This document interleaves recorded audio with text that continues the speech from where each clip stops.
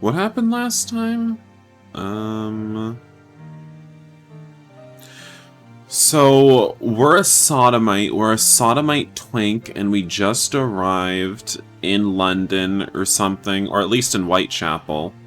And we are looking for Jack the Ripper. We want to find Jack the Ripper because he killed our prostitute mom that we mistreated while she was alive. And we met this American detective who punches people into admitting their guilt. So he doesn't do a lot of detective work. And that's kind of where we're at. We're at a suspect's house who he punched. And that's all the investigating we've done. Okay, let's wait, what are you people saying about me? You won't ever have a BF either? Same. Kuro's a twunk? Me? Does the fat on my body turn me from a twink to a twunk? Is that how it works? Kuro's got that twunk body? You remember the tank tops he used to wear? Looking like a snack? Goodness. Goodness.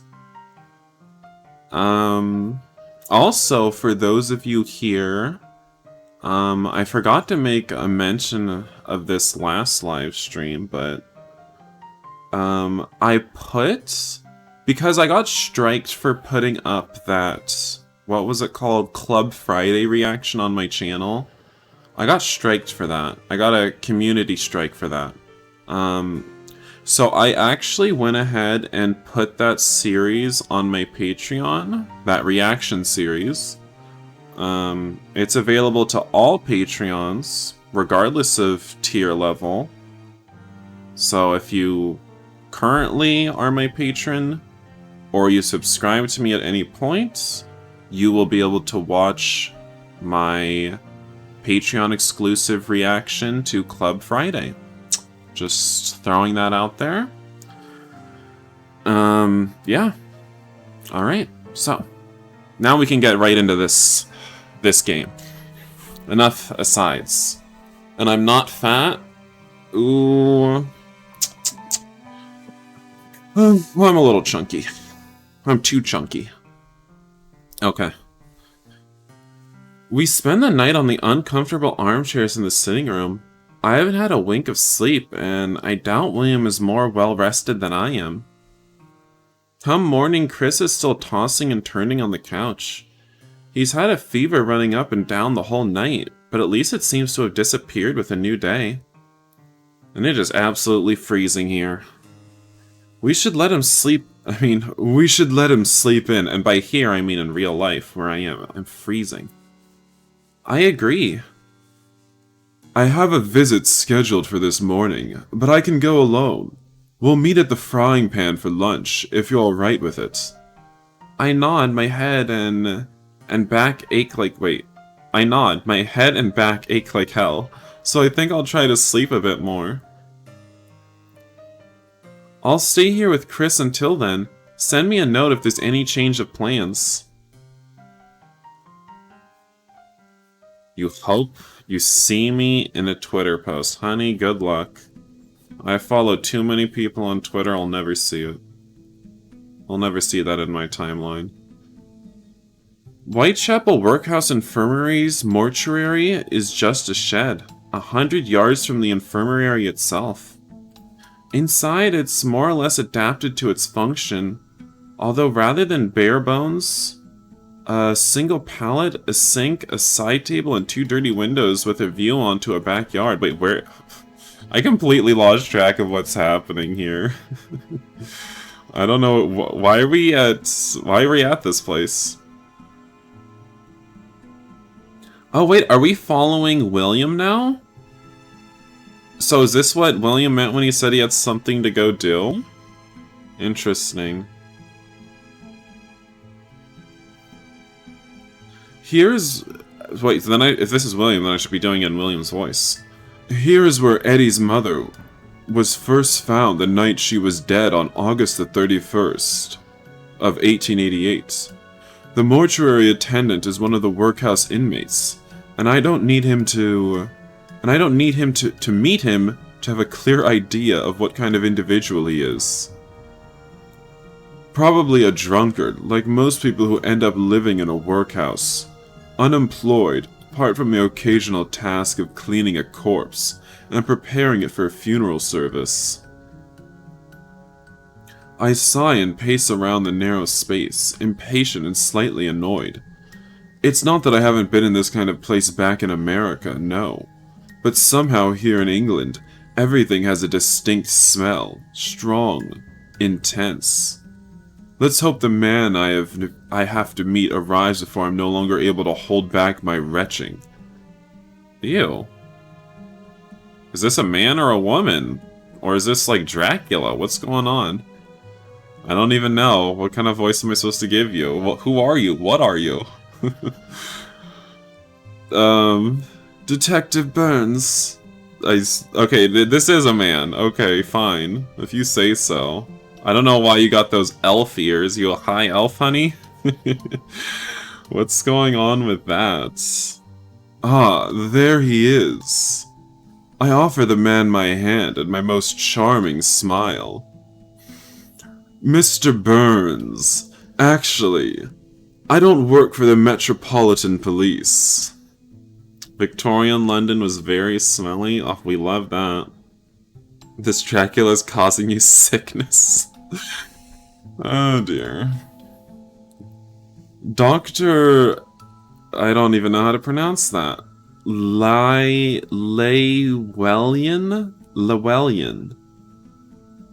That's the only way I can figure.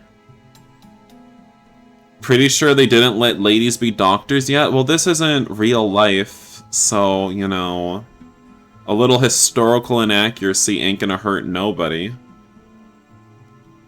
Dr. Llewellyn shakes my hand with a light frown. I don't even know what kind of voice to give him.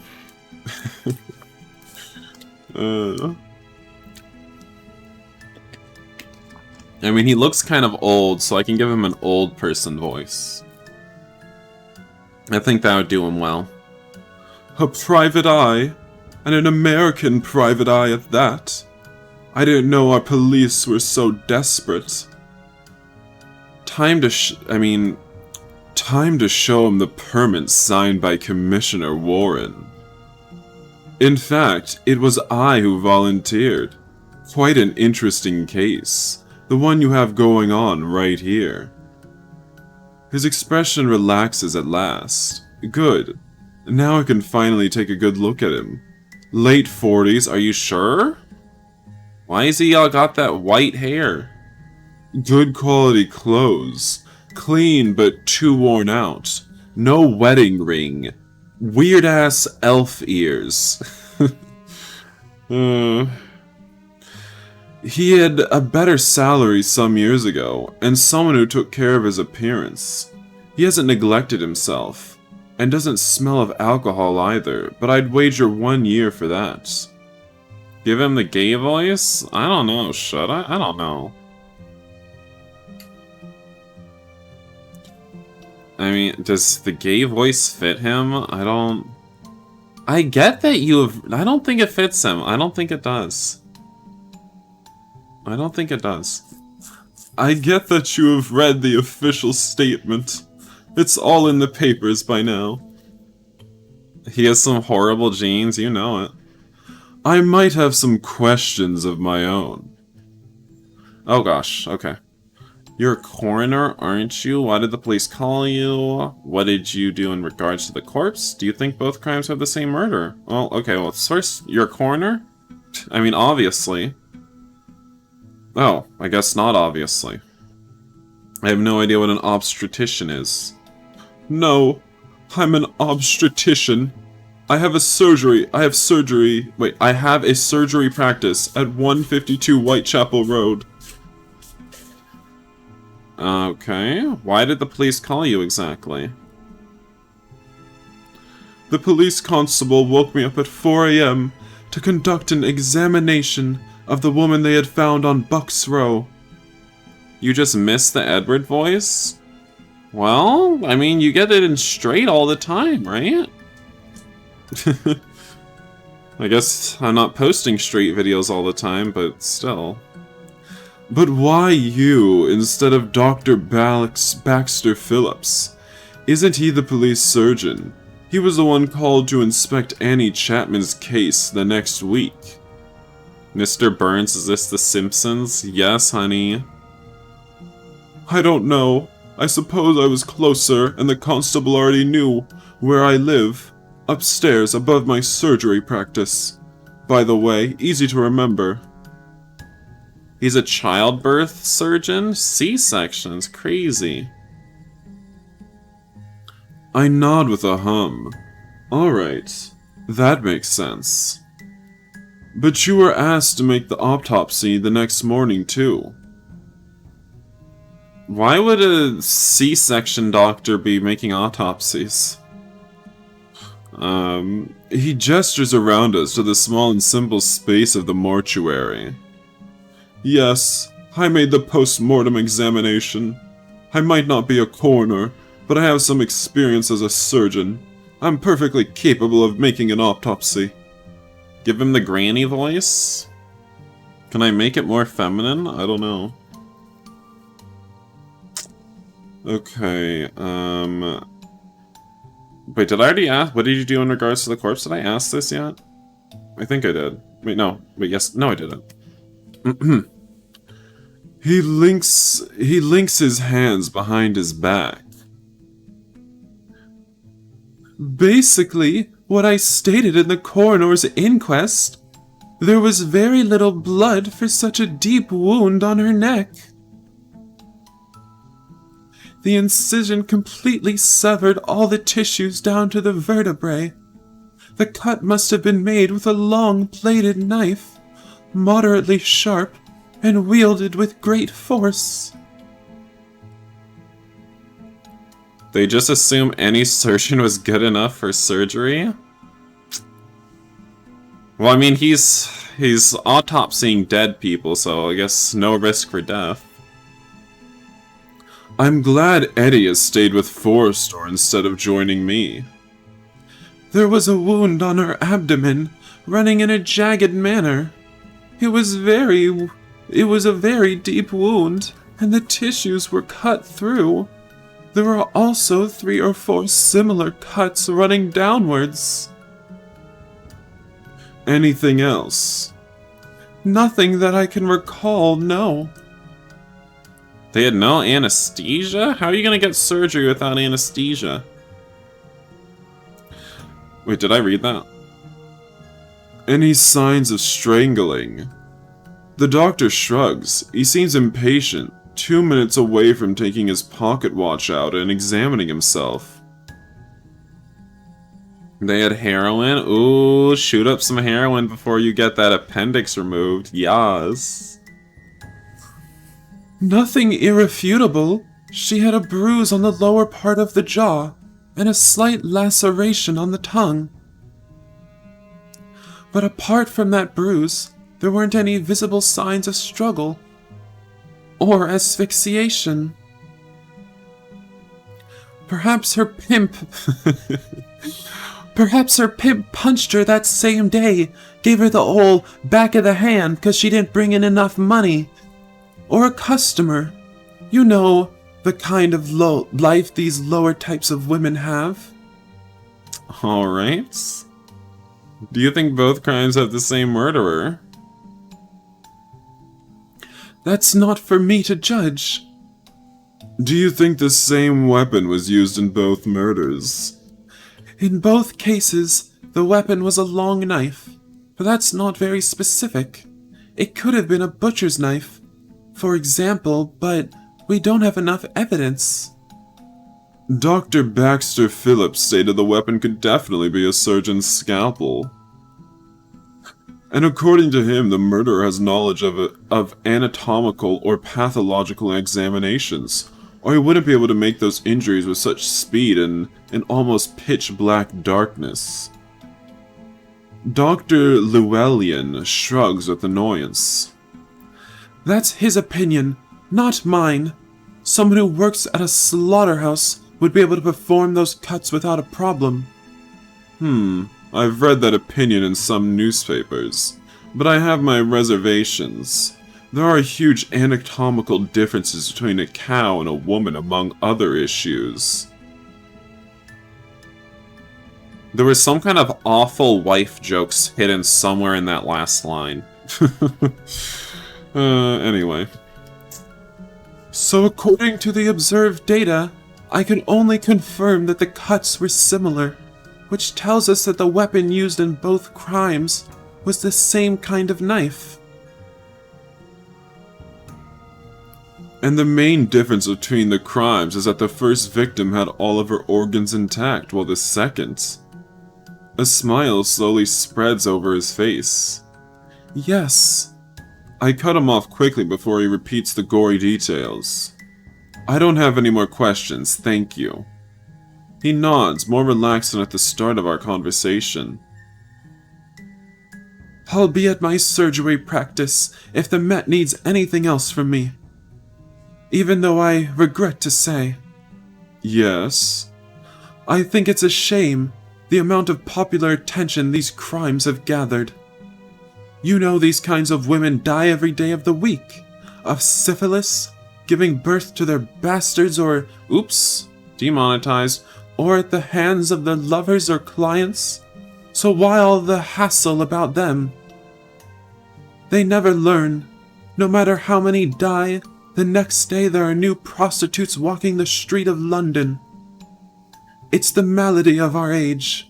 Perfectly normal, insane housewives who suddenly can't stand the peace of their homes and leave their families behind. What for? Just to give free rein to their vices? Alcoholic, immoral, all of them. Honestly, London won't miss them. They don't even deserve the paper headlines they're getting. A headline people will read, get incensed about, and then completely forget about those dead W's in 2 days. They've become a banal topic of conversation over a pint at the pub, and then nothing at all. Oh my god, can you stop talking? No one cares. This man is creeping me out. Discussing what drugs were available in 1940s Victorian surgeons. Under the comments of a gay VN. Oh, the SLUT shaming is strong. Yes, he did do that. You bet his life left him to hum around in the streets? Maybe. Maybe. Thank you so much for your insight, Dr. Llewellyn. You've been of great help. He nods again with a smile and I take my leave. Want to incriminate yourself more, Doctor? Identify with the killer. When I step in the frying pan around noon... Wait. No, this is back to Eddie's point of view. When I step back in the frying pan around noon with Chris Forrester in tow, William is already there waiting for us. I push the reluctant journalist in the direction of the discreet table William has saved for us. The same one we sat at yesterday.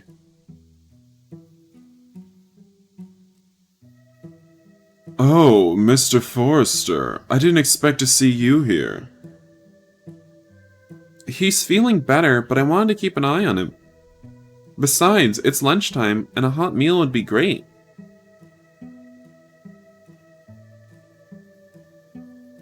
When you haven't witch hunted for centuries, you murder sex workers? Goodness. Chris pulls a face, but he finally takes a chair for himself and sits down at the table. Excellent. Let's order before my informant arrives. An informant? This guy is full of surprises. How is it that he has informants in London? Oh, excuse me. Didn't he just arrive only days ago? So we don't get to romance the killer? Well, it depends who the killer is. If the killer is Mr. Forrester over here, maybe we can. Or maybe it's William and somehow, I don't know. These are the only two love interests. William seems to read my thoughts because one look at me and he bursts out laughing. Don't be so surprised, Eddie. This is my job, remember? If there's something I know, that's how to meet the right people under any circumstances. Be it buying some sailors, a beer at some cheap pub by the docks, showing the commissioner's permit to a disgruntled clerk, or paying a nice sum of money for the information. I bet this time is the latter. You got it right. We order fish and chips for William, and sausage and mass for Chris and me, along with the ale to wash it down. I guess sausage for the sodomites.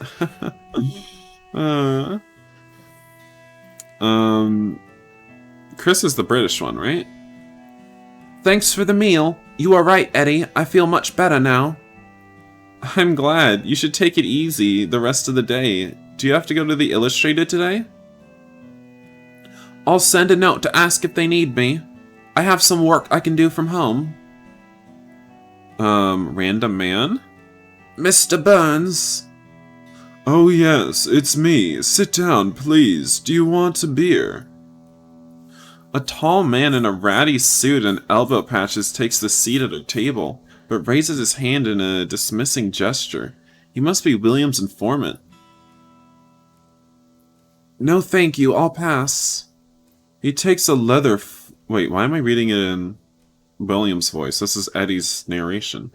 He takes a leather folder from an inner pocket of his coat and extracts some papers and an envelope, placing them with care on top of the table. This is all I can share with you. The man stares at Chris and me with undisguised apprehension. They are with me, my assistants. I reach out to shake his hand, and after a short hesitation, Chris does the same.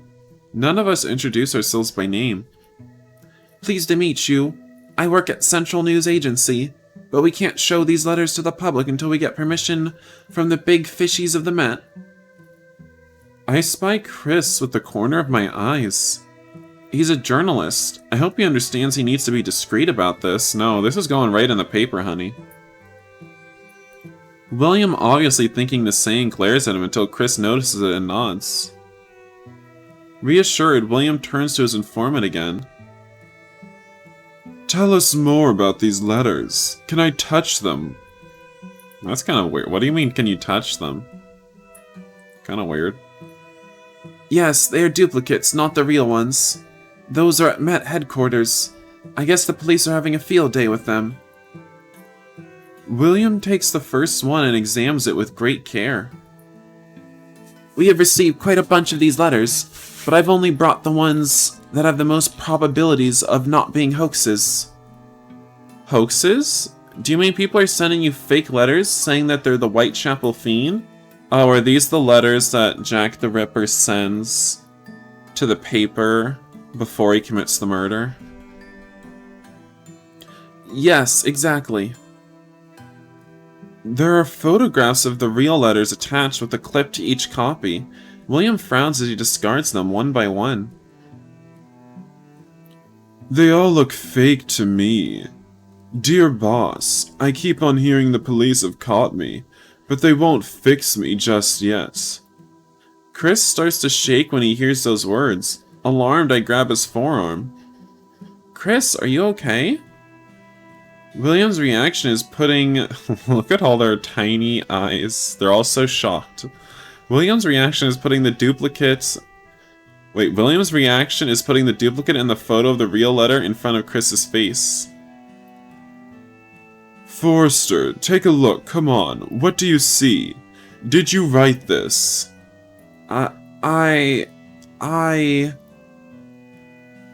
If William touches the letters, he leaves fingerprints? Did they do fingerprints in this, the year of, what, 1890? Is this 1880? No, this is 1880.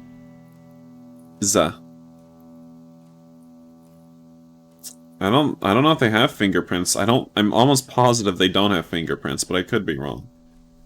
His whole body is shivering out of control. William, that's enough. He didn't write it. This is the 1940s? Yes, Jack the Ripper had this height of crime back in the 1940s. Of course. But he reacted to this letter. Perhaps he can sense something in it. The informant, confused at first, quickly turns to the same state of excitement as William. Is he a seer? Let me see, which letter is it? They take the letter away from poor Chris, who closes his eyes and tries to focus on calming his breathing. Yours truly, Jack the Ripper. He's giving himself a nickname now. I keep rubbing Chris's shoulder, more than a bit concerned, but my curiosity wins, and I end up peeking at the contents of that damn letter too.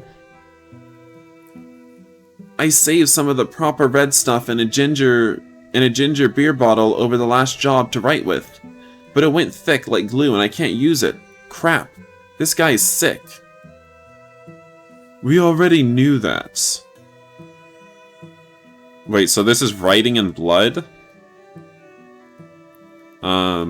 The next job I do, I shall clip the lady's ear off and send it to the police officers just for jolly. He isn't going to stop until we catch him. The informant keeps studying the letter with a worried expression. Jack the Ripper,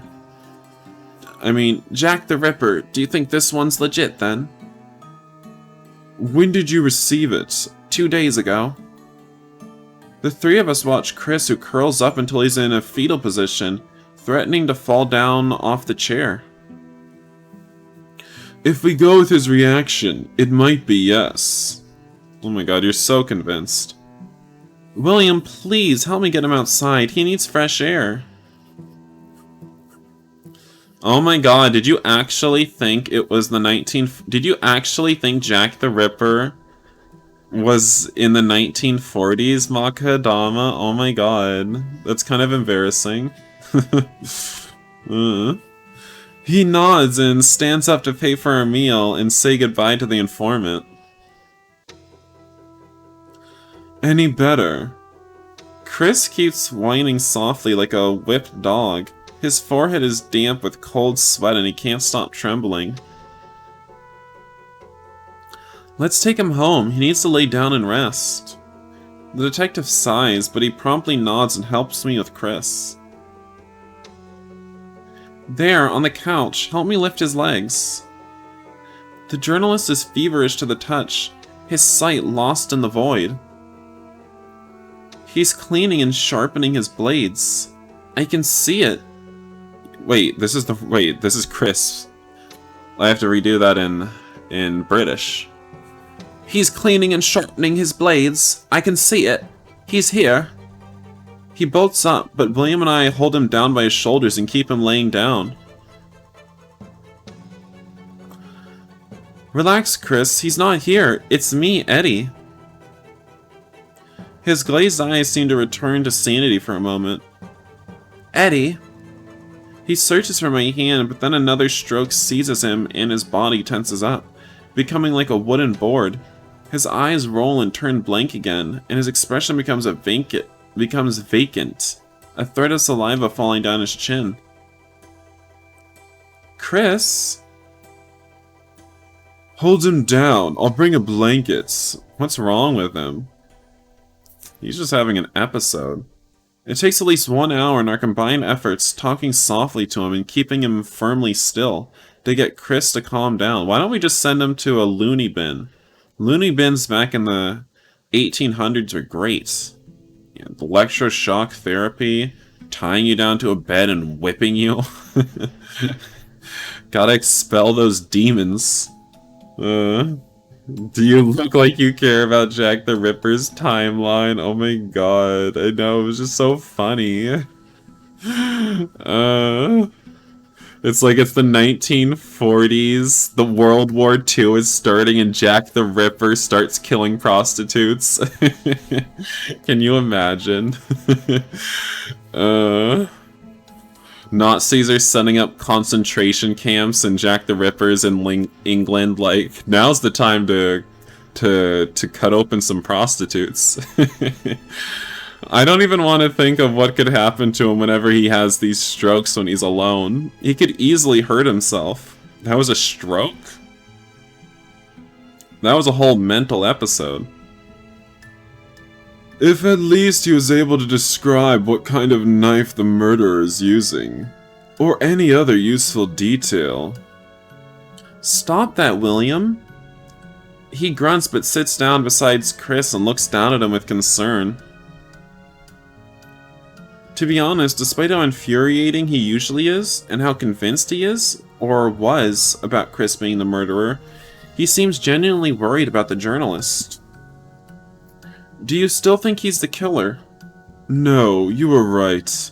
He isn't the kind of person who would murder an innocent person in cold blood. I mean, we don't even know that. Like, why don't you actually do investigating instead of just, like, trusting your gut and punching people? Like, can you actually do that? But there still seems to be a connection between him and the murderer. This is so frustrating.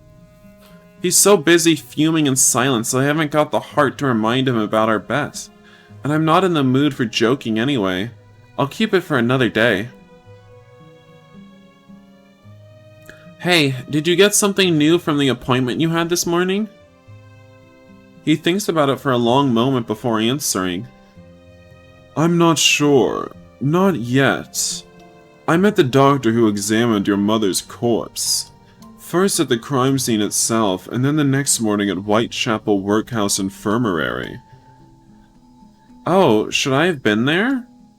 No, you definitely shouldn't have. That guy is a freak. I thought he was a doctor. What's wrong with him?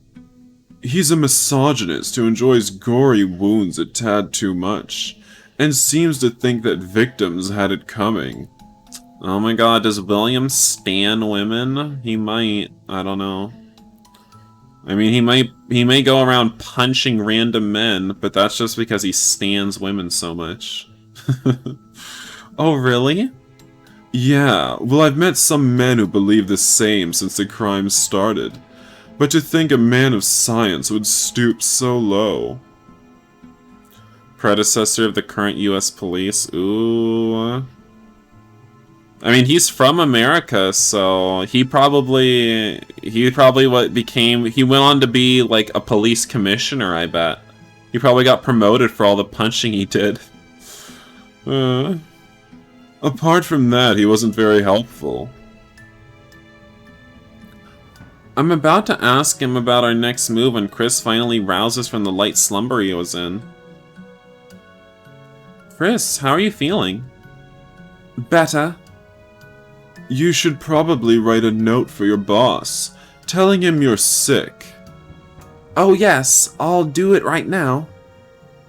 I leave him to William's care while I go out to the street to call an errand boy to carry him the note. You see? Do you see? Last time someone laughed at me for saying Chris gets orphan boys to deliver his messages. But he's getting an orphan boy, errand boy. All errand boys are orphan boys. When I reach the street door, though, I see something that we didn't notice before when we came in the house, due to our state of worry. Chris, there's a letter on your doorstep. A letter? Can you bring it here? He opens the envelope and reads the single paper sheet with haste. His expression softens with relief when he finishes reading. It's from my psychiatrist. He's passed by while we were at the pub. He suggests he visits me tomorrow at the Illustrated. Does he always visit you at home or at your workplace? Well, the first time we met at his office in the asylum, but the place was frightening. I couldn't stand the screams. So I refused to go back. Then he wrote to me to suggest that we continue with the treatment, but here instead. How dedicated of him. Could his psychiatrist be Jack the Ripper? Maybe. I can't help but shiver at the thought of how horrible that place must be. I can understand the house call, but why at the Illustrated? Isn't that a bit weird that your psychiatrist visits you at work? Not really. In fact, that's how I first met Dr. Forbes Winslow. He usually collaborates with the Illustrated. They didn't have a problem with poor children working? They never did. I mean, gotta get those poor children working. Gotta put those little hands to work. Really? Doing what? He's often involved in trials, testifying in court about the mental state of the accused. Ah, now I see why the name sounded familiar. Wasn't he involved in the Weldon case 10 years ago? Yes, he was. What was that case about? I'm not keen on gossip. A certain Mr. Weldon wanted to get rid of his wife, and since the lady was, peculiar, he tried to convince the court that she was insane. He wanted to get her confined to the lunatic asylum run by Dr. Forbes Winslow, if I'm not wrong. How did it end? Was she really insane? Mrs. Weldon escaped from the claws of the asylum officers, and then sued her husband. That doesn't sound like a lunatic to me. Chris shrugs.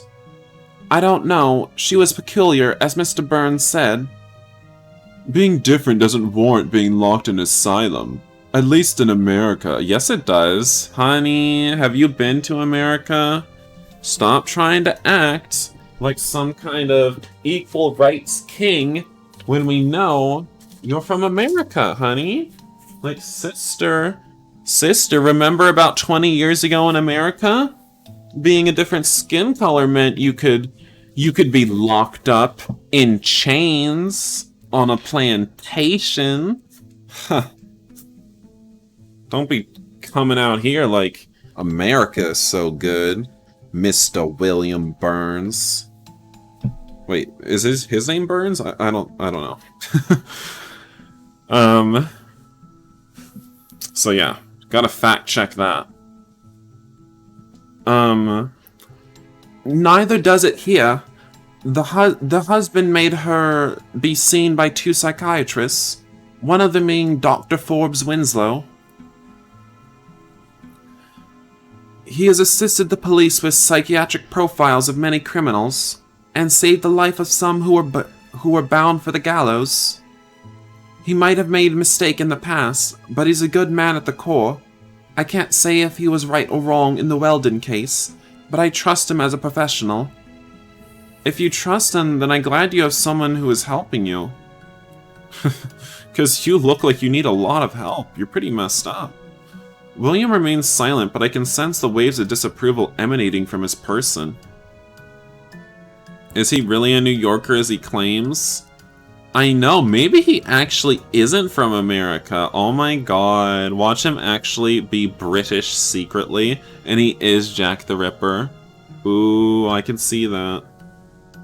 Chris, though, looks not only calmer, but also in high spirits. I'm glad to see I was right, and he just needs professional help to cope with his hallucinations. Which reminds me, I need to take the medicine he gave me. It helps me sleep better and keeps the migraines away. I'll write notes for my boss and Dr. Forbes Winslow agreeing to the visit.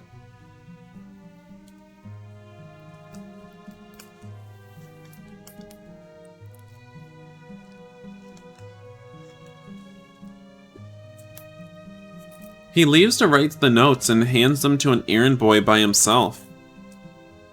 Once we're alone, William finally clears his throat to get my attention. So, what are your plans for tonight? Well, I'm gonna find some street rat to sodomize me. What about you, William? I was just about to ask you before, what's our next step? The detective sighs. He looks a tad disheartened. To be honest, we're running out of leads to follow. I have a couple of hunches, but nothing I dare call real evidence. Would you have called Chris real evidence before? Would you have called what you had on him real evidence? Honey, you haven't had any real evidence this whole investigation. I'm going to join the Vigilance Committee tonight. It's a group of citizens, mostly tradesmen from Whitechapel and nearby neighborhoods. They patrol the streets and public houses to check for any suspicious faces. Actually, they are a bit upset because Commissioner Warren refuses to give any reward for information concerning the identity of this Jack the Ripper. In fact, Warren has no objections to a reward being offered, or at least that's what he told me. It's his superior, the Home Secretary, who doesn't want to hear about that. Oh my lord? That Jewish banker Samuel Montague offered £100 reward for the capture of his murderer. Why you gotta call him a Jewish banker, honey? Why you gotta be doing that? Come on now. Could be a little bit of an anti-Semite in here? I know. It was the Home Office who refused to take that offer. But why is he refusing? Is he too proud to accept any help? Scotland Yard is already receiving tons of fake clues. You've seen the letters the Central News Agency gets. Imagine the amount of stuff people send to the Met. Oh, I guess you're right. It would make the investigation more difficult. William nods, deep in thought. William is sus, but he openly simps for Eddie to drive away suspicion. Victorian London, it's before the Holocaust? What's your point? Let's go before it gets too late. The Vigilance Committee meets at 9 o'clock at a pub called The Crown. Anti-Semitism existed before the Holocaust. Huh? I'm not going. What? Why? I want to stay with Chris until we are sure he doesn't hurt himself. Eddie, you're not that freak's mom. He'll be alright on his own. Besides, you have to warm my bed tonight. Come on now. Drag your faggy ass. Drag your faggy ass with me. You've seen how he gets when he has those hallucinations. He could walk out into the street and get in trouble. I want to make sure he's alright. You can join the Vigilance Committee. I promise I'll go with you as soon as Chris sees his doctor and he's feeling better. But Eddie, I thought you wanted to catch your mother's killer. And I do want to. What if Chris has another hallucination and this time he sees something important that can lead us to the murderer? Isn't it better if there's someone with him to take notes? I give up. Do as you please. Let's meet tomorrow morning at the Illustrated. When do I get to choose between William and Chris? I don't see what for, but alright. Actually, I'm a bit curious to meet that lunatic asylum doctor. He seems an odd fellow. I hope that's not the case, and he's a legit psychiatrist. He's the only chance Chris has to get well. You're really invested in Chris, and you just met him. William nods and gets to his feet, getting ready to leave. His hallucinations are visions now. I mean, he has been predicting where the crime scenes were, so they were kind of always visions. We'll see. Take care of the freak, and see you tomorrow. Whoa, bro. I love how he's like, America is this place where we wouldn't just lock someone up because we're different. Also, take care of that freak. Like, what? Bruh. Don't call Chris that. Off you go. Be careful tonight. Sure, don't worry about me. Nah, get out of here, you bloke. He grabs his belongings and leaves. Time to have a bite and prepare for another uncomfortable night at Chris's place. Can't we sleep in his bed with him? Until dinner time arrives, Chris uses the afternoon to write down an article following another person's notes. Probably Perkis's, so I entertain myself with a patience card game. Then he prepares meat sandwiches and tea. What kind of phrase is meat sandwiches? Like, honey, can you tell me what kind of meat's in that sandwich? Is it just some undisclosed meat substance? Because that does not sound appetizing, hon. Then he... already read that. And we make ourselves comfortable in this sitting room to have dinner.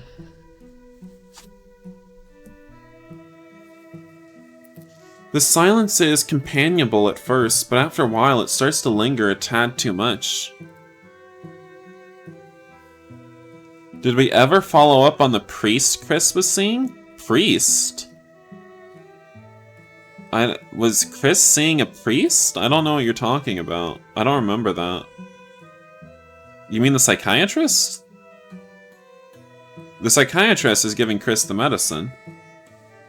Tell me, Chris, do you have any close family? Because it would be nice to have someone around until you feel better. No, sadly.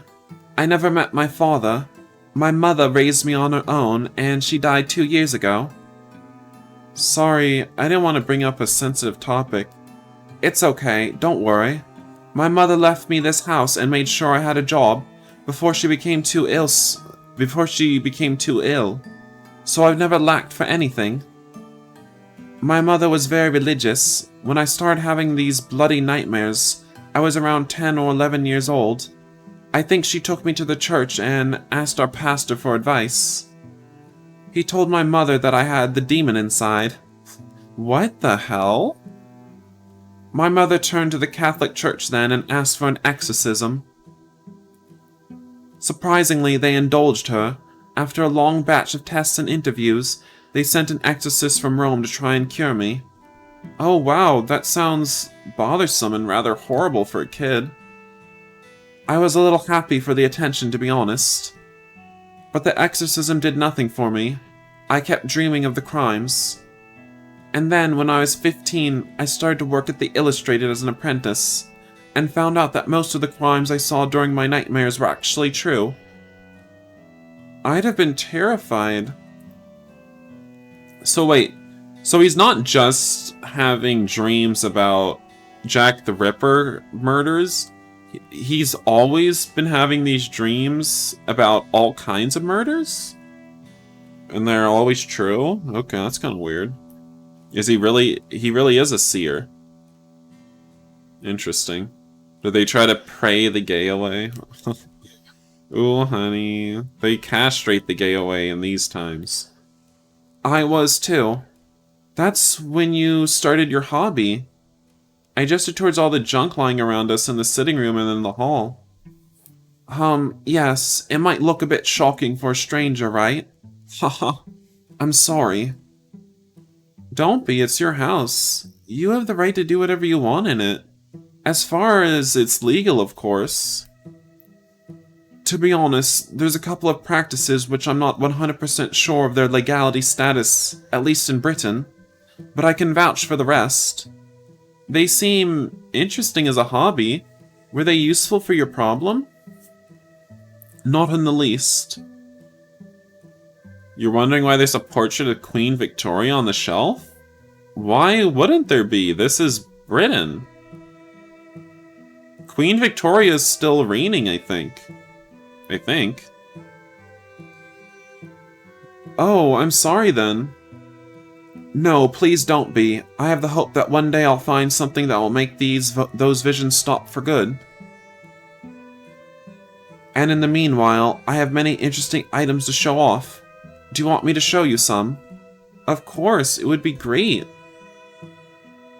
We spend the rest of the evening examining ancient papyrus from Egypt, Celtic runes and magical items from Ireland, and deity figurines from India. And although some of the objects are really interesting and surprising, what I enjoy most is discovering this other side of Chris so full of enthusiasm, completely opposite to his usual gloomy air. Are you like... I think Eddie's already in love with Chris here, okay? This is like... He's just taken such an interest in him. It's the Victorian era, you just always assume Queen Victoria's reigning in these times. Exactly. We retire early when his fever goes up again, wrapping ourselves in blankets in front of the fireplace. I mean, be nice to Maka Hadama. I don't think she knows much about this time of Britain. She thought Jack the Ripper was in the 1940s, so just let it slide. She don't know. That night goes mostly well. Chris's fever's totally gone by midnight. Or did you check at midnight? Did you put a hand on his forehead while he was sleeping and you were like, "Yep, that fever's gone." And although he tosses and turns in his sleep, the medication seems to do its work, and there aren't any more nightmares or hallucinations. Look at Eddie's other options. No wonder he's in love with Chris. I know. These are the only other character sprites we have. We have William, who is a brutalizing cop, and we have this ugly reporter. So I guess I see why he likes Chris. When we arrive at the office of the Illustrated Police News, William was already talking with Mr. Purkis, the owner. Jack the Ripper, eh? That's quite the nickname.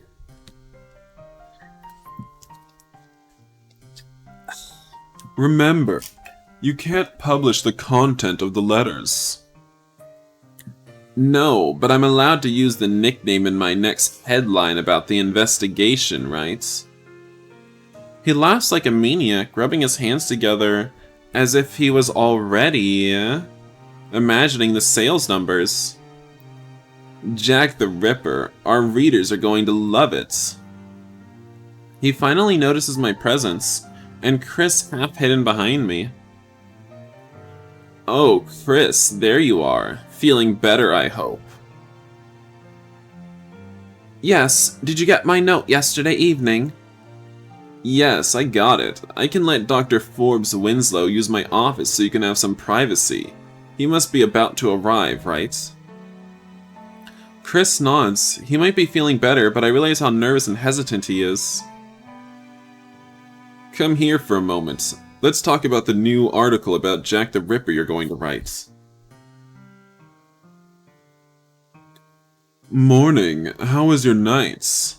Good for Chris, bad for our investigation. Haha, I could say the same about mine. Everything was quiet last night. I was patrolling until 6 in the morning. But at the end, the only task I did was stopping some mob attacks on innocent Jews. Oh my god. Our hero. Our equal rights hero. He is patrolling the streets for Jack the Ripper, but when he sees some Jews getting attacked, he swoops in to save the day, dole out those punches. As long as you're putting your brutalizing police ways to good use, I suppose that's a good thing? I don't know. We love you, King. Then I'm glad you were there. Are people blaming the Jews in Whitechapel? Yes, you know how people are. They need a scapegoat, even if it's ridiculous and totally unfounded. If you're thinking, oh, William must think all Englishmen are racist and stupid. Don't worry, I regret to say I've seen that behavior in the past, in many different environments. Obviously, America's a hotbed of racism. So it's not inherent of England. That's hardly a relief, to be honest. I want this fiend to be caught already. That's when I'll finally be able to sleep at night. We'll get him, Eddie. Be reassured. You think he just wanted to beat up some people, and there were more of the mob than the Jews?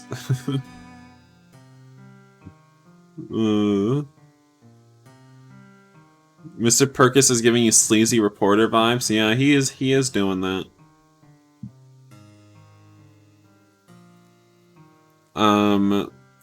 People are running out of patience. The tension is in the air. Look, this was published today.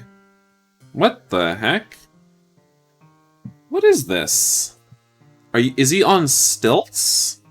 He's wearing a robe that says crime on the top? Look at his face. What is this?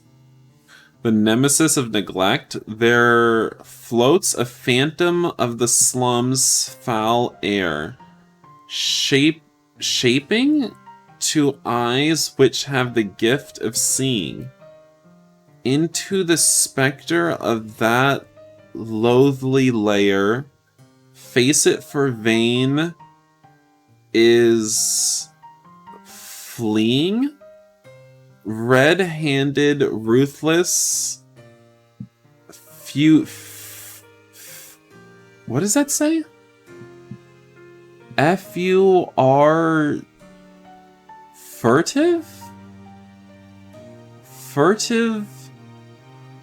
I can't read that last word. The murderous crime, the nemesis of neglect. Okay, don't know what that's about. He shows me today's issue of Punch, a cartoon satire magazine. The back page features an ugly, ghostly figure with a knife. There floats... Oh my god, did I just attempt reading this? Did I just attempt reading this barely legible font down here when Eddie's about to read it himself? There floats a phantom of the slum's foul air, the nemesis of neglect. Okay, no, he's not reading the whole thing. I don't feel that stupid now. Is that supposed to be this? Jack the Ripper guy? He nods and folds the magazine before tucking it inside his coat pocket again. Do they not have bigger font sizes back then? After Chris Forrester's reaction and how altered everyone is, I can't be sure. But my bet is the murderer will strike again very soon. He's not a phantom. Eddie, he's only a man. We'll catch him. You seem really confident, bruh.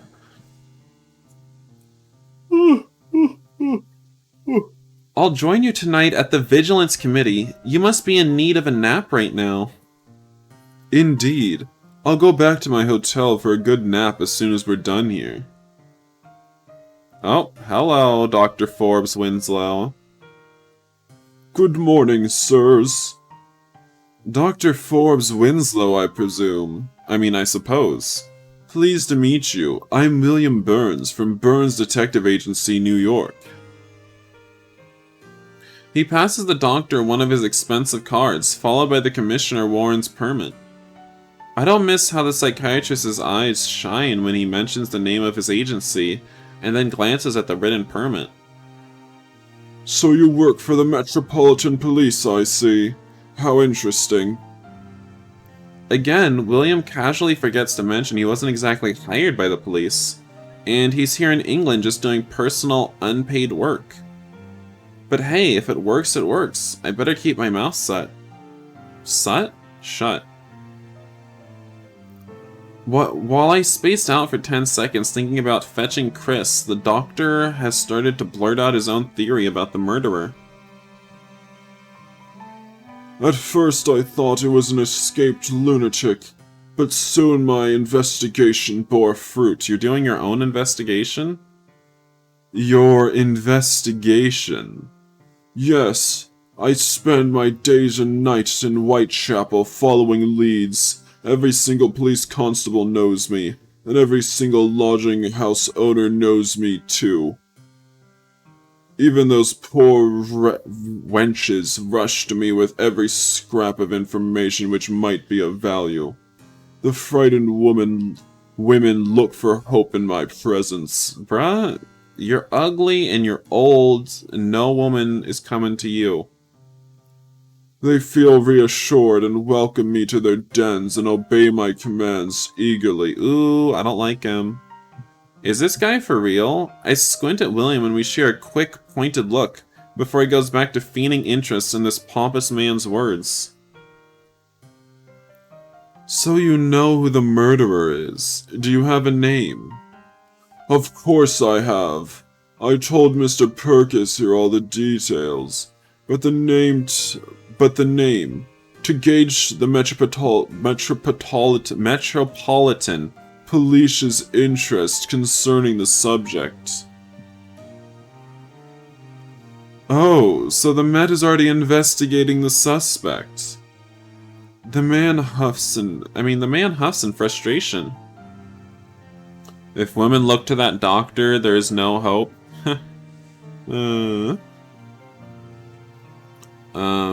They wouldn't give me the resources I asked for to investigate the case by myself. If I was given a team of 6 police constables, I could catch the murderer. But I don't think they're taking me seriously. His face suddenly lights up. But if the theory came from a famous private detective they already trust, that would be a different story, don't you think? I'd be most happy to confirm the data of your research and provide the evidence to the police in case it turns out to be true. The doctor's mustache suddenly trembles. Of course it's true. Look, I was contacted by that man's lodging house owner himself. The killer is a Canadian lunatic who keeps 3 loaded revolvers in his bedroom.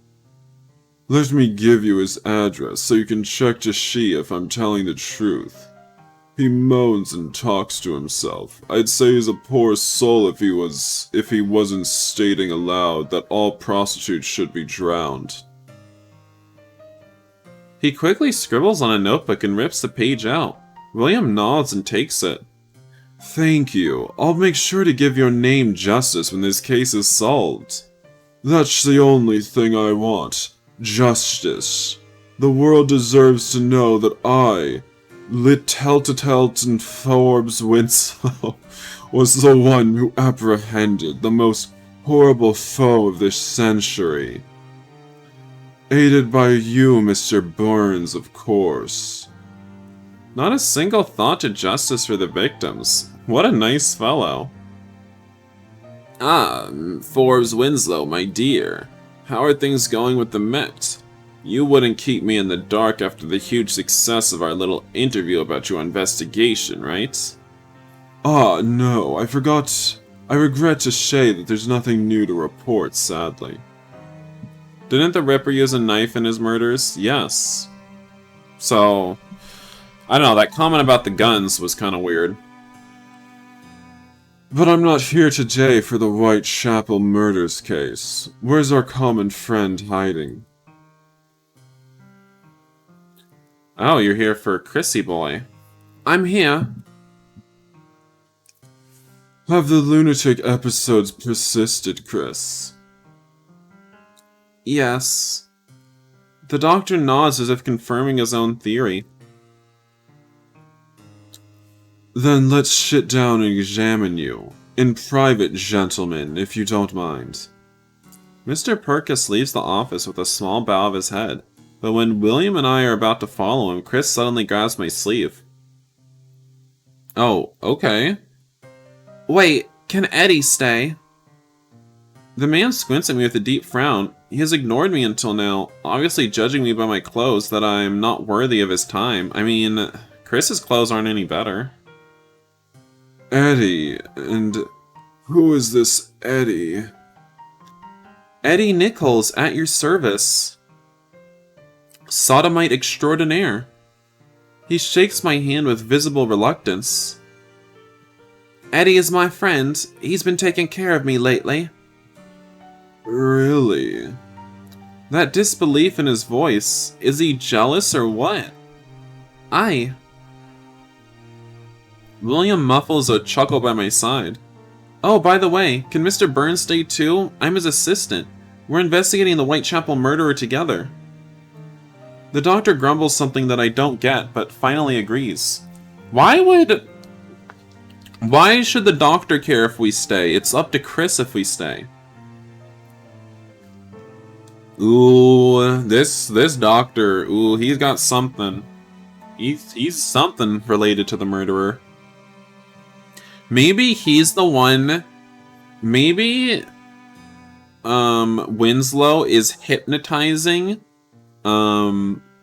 Chris with details of where the murders will take place. and that's why Chris dreams about them. And so Winslow's upset that we're staying in here because now he can't hypnotize them and stuff. I don't know.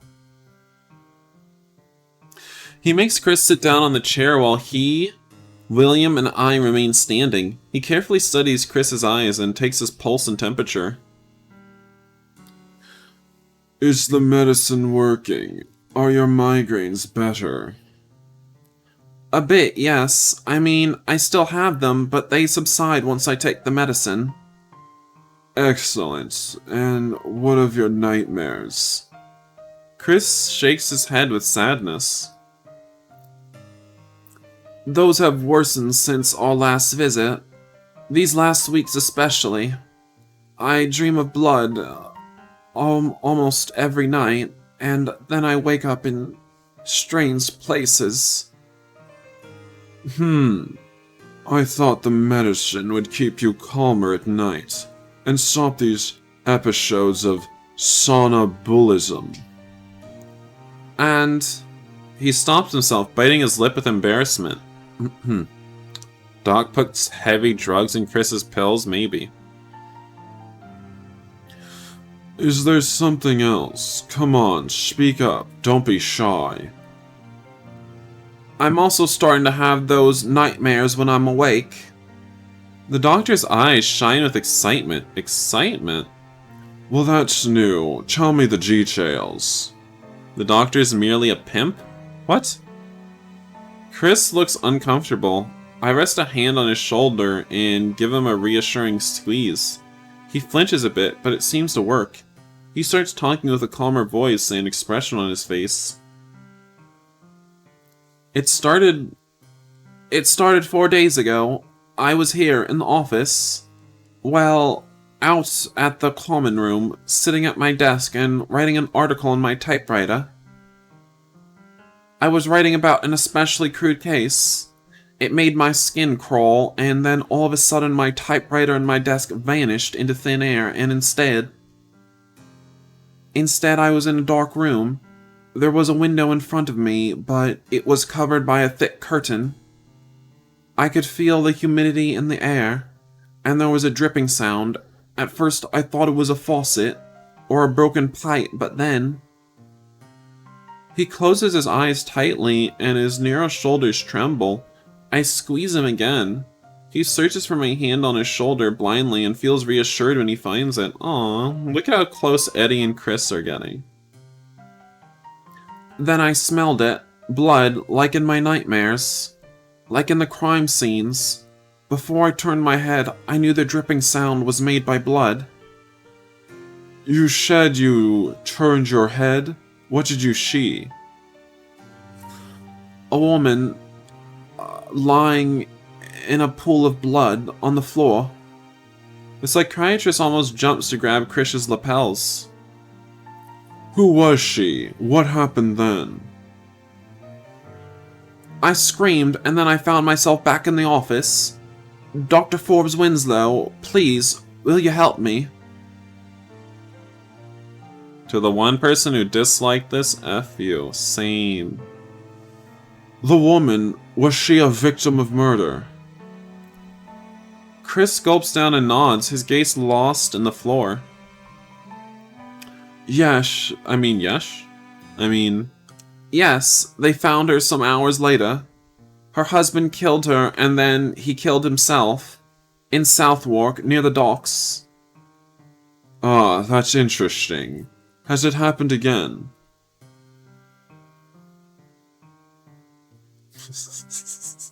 Took you a second to realize the slurred words were the doctor's accent and not Crow having a stroke. No, that's the doctor's accent. How dare you? How dare you? I'm out here giving top quality accents and you're like, Crow's having a stroke? I should end the stream right now because of that. How dare you? Reluctantly, Chris nods again. I told Mr. Perkis I was feeling unwell and went back home. It's happened twice more since then. Not a murder, but I don't know. Knives. Someone is polishing and sharpening a set of knives while whistling. What kind of knives? I can't see them clearly. It's like I'm the one preparing the knives, but I don't need to look down at them. I'm distracted by other things. What kind of things? What else can you see? Nothing relevant. Think carefully, Chris. What does the room look like? Is it a well-off house, or more like the place of an unemployed drunkard? Wait, the kind of place an unemployed drunkard would inhabit. Chris looks really frustrated by now.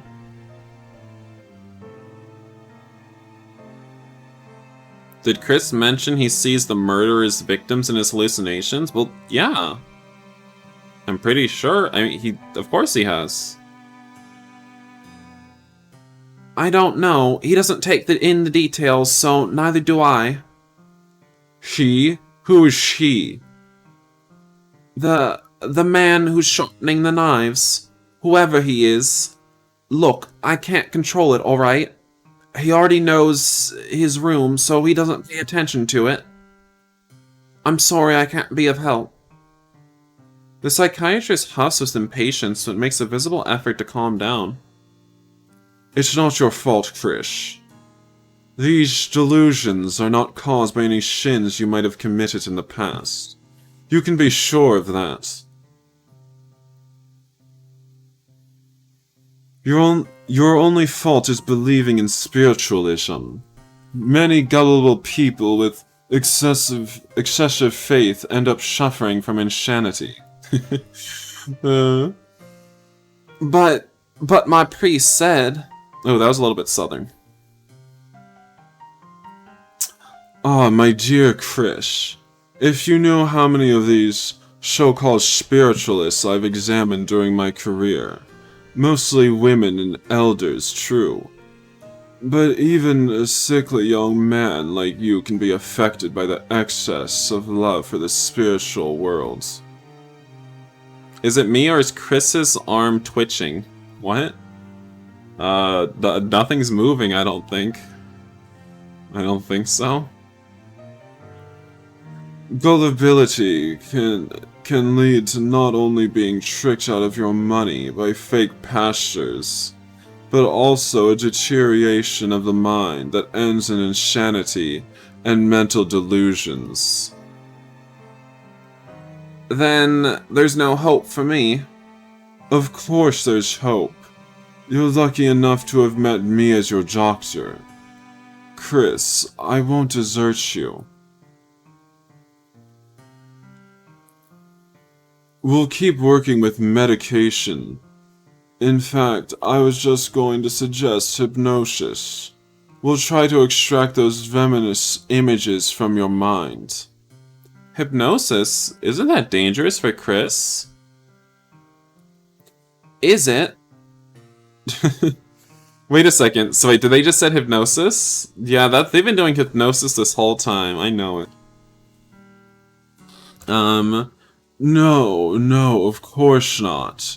I'm not a charlatan, Frisch. I'm a renowned psychiatrist.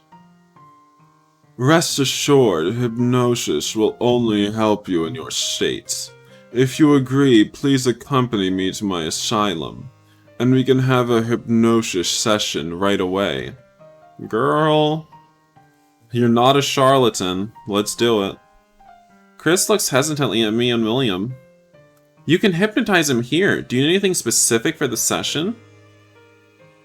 It's true. Mr. Perkins told us he was lending us his office. We won't get interrupted. You want me to do a hypnosis session right here? Yes, please. It would be really instructive. I never had the chance to watch a professional doing so incredible. I won't hide how curious I am. Forrest Winslow puffs up like a peacock. Well, if you're that interested, I guess I can comply and offer you a little show. For the sake of our friend Krish Forrester, of course. The reason the doctor The reason Winslow talks like that is because his mustache is getting in the way of his mouth. Just so you guys know. That's what's happening here. So picture that in your minds. That's what's happening. Of course. Chris relaxes at seeing William and I staying during the hypnosis session, and I won't deny I feel slightly reassured too. I wouldn't feel right leaving Chris in the hands of this conceited doctor. He's not even trying to hide that he's the only one who wants to hypnotize Chris in order to give more details about the murder. Is it real? Does Chris have a connection to this Jack the Ripper? Even though William said the monster's not a ghost, just a person, I can't help but have my doubts about it. There's too much light. Gentlemen, could you please lower the blinds? I do it, creating a nice semi-darkness atmosphere. Okay.